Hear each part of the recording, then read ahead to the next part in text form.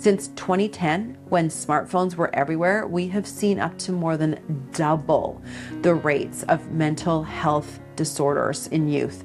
Anxiety, depression, self-harm, suicidation. You're not fighting a battle only about rules when you set phone boundaries. You're fighting for your child's mental health.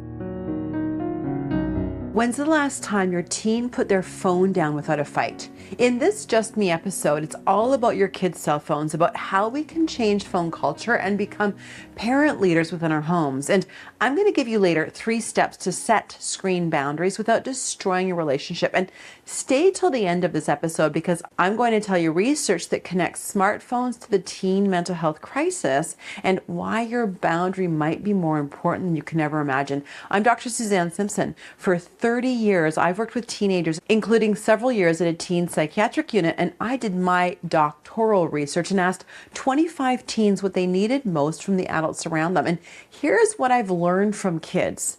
The parents who struggle the most with phone boundaries aren't the ones who are too strict. They're the ones who've negotiated away their authority because they're afraid of maybe disconnection or causing conflict. It's all about regulation, our own selves, our own emotions before we connect. Hold the boundary without anger or fear before real connection can actually happen. That is the foundation for dealing with phones. But let's move back a bit and start about what we know of how we can change culture, as in the cell phone culture. This actually is what we learned from the cigarette revolution. So I'm going to tell you a little bit about cigarettes because it's completely relevant for what we want to do today with cell phones. In the 1890s, women just didn't smoke in front of others. It just wasn't done. It was completely frowned upon. And even in 1904, a woman named Miss Jenny Lasher got 30 days in prison for smoking in front of her children. True story. But in 1929, Edward Bernays, the pioneer of propaganda, hired women to march down Fifth Avenue on Easter Sunday in a parade, smoking cigarette. He called it the torches of freedom. And within years then, the smoking culture shifted where it went from completely shameful for women to empowering. But then we realized that smoking caused cancer. And guess what? Everything changed. Laws were put into place to stop smoking in public places entirely. And shockingly, was society adjusted faster than anticipated. And now today, clean air is considered a given in our culture.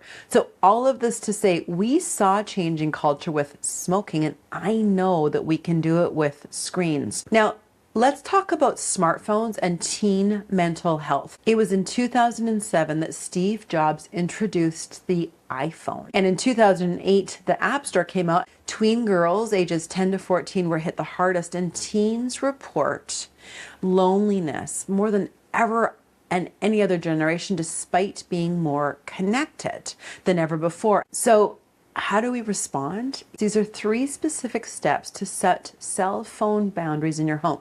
These aren't punishment strategies. They're about teaching your teen the skill they need the most, which is emotional regulation. Here's step number 1. Decide what you stand for when it comes to parenting teens and screen times, not what other parents are doing and not what your teen wants. What do you believe about phones in your home? Where do you want your family to be as a phone family in 6 months from now? So what do you want dinner behavior to look like? The dinner table. What about bedtime routines, school mornings? Write it down, be specific, because if you don't know where you're going, you will negotiate away every boundary when your teen pushes back. This is about getting clear on your values before the fight happens. Here's step number 2. Be the adult in charge when setting boundaries with teens, not as a dictator. I'm talking about as a leader in your home. Your teen doesn't need you to be their friend right now. They need you to be the adult who can handle their big emotions without crumbling. One of my post-secondary students, who's now a surgeon, told me this is about discipline for her working now in surgical training. Here's what she said to me. In order to grow or learn without being crippled by fear of failure, my relationships with mentors need to be secure enough to know that if I'm disciplined, it's for my growth, and it doesn't change their opinion of me as a person or learner. That's what your teen needs. Your child needs to know that you can hold the line without it meaning you don't love them. So when you set the boundary, you stay calm. No anger, no lectures, no "I told you so," just calm consistent leadership. This is the rule. I know you don't like it, but this is what we were doing, you can say. Strongly, gently, boldly. Here's step number 3. Build connection every single day, not just when there's conflict. Connection doesn't start when the phone battle begins. It starts at the dinner table, in the car ride home, during those evening talks when nothing's wrong. You can't influence a child that you don't connect with. So you build that connection in the good moments, in the boring moments, in the ordinary moments. You get on their turf when things are calm, because when the conflict comes and your teen is raging about the phone rule, the connection's already there that you've set up. You're not starting from zero. You've already shown them you're safe. So during the conflict, you stay regulated. Like I said before, tell your child if you need to take a moment to calm before you discuss, and you hold the boundary without anger and you stay present. You're the adult, again, who can handle their big emotions.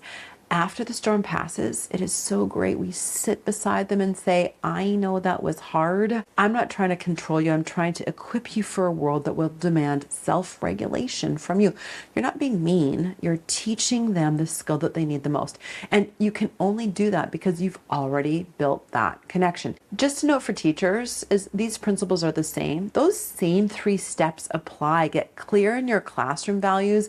Be the leader in that space and connect with students before, during, and after. When you set the boundary without anger or fear, when you hold the line because it's what your students need, even if they don't like it, you're teaching them the most important lesson about emotional regulation. So parents and teachers, we're in this together, and our kids need us to step up.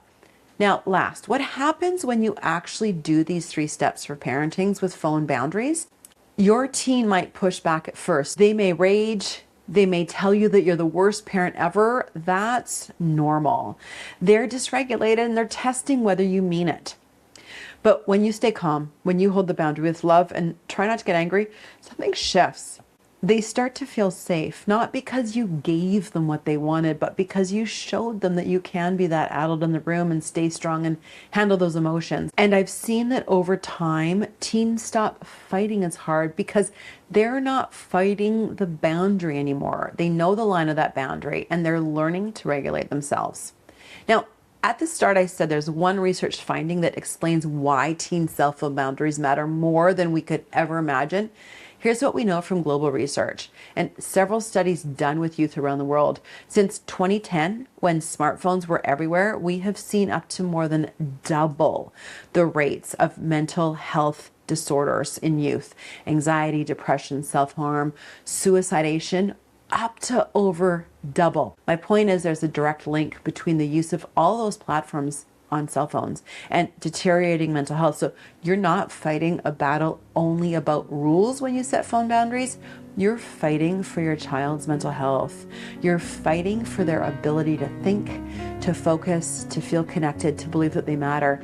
That's why you hold the line, because their life might actually depend on it. If this has shifted something for you, subscribe to get on their turf for more ways to lead with confidence and connect with your struggling teen. Grab my free guide, Get on Your Kid's Turf, at drsuzannesimpson.com. And remember, you don't need to be the perfect parent. You just need to be the adult in the room who can stay calm when they can't. You can do this. Your teen needs you, and I know you've got this. I'll see you next time.